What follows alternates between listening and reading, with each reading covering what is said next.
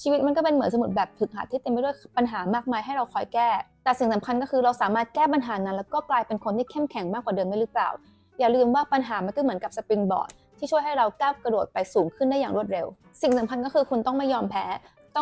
ให้กับปัญหาแต่ใช้ปัญหานั้นเป็นบทเรียนให้คุณก้าวไปสู่อนาคตที่ดีกว่าพูดถึงความยืดหยุ่นแล้วก็การก้าวหน้าต่อไปโดยไม่ยอมแพ้รู้ไหมคะว่าโทมัส เอดิสันเขาล้มเหลวมาแล้วกว่าเป็นพันครั้งกว่าที่เขาจะค้นพบหลอดไฟได้สำเร็จ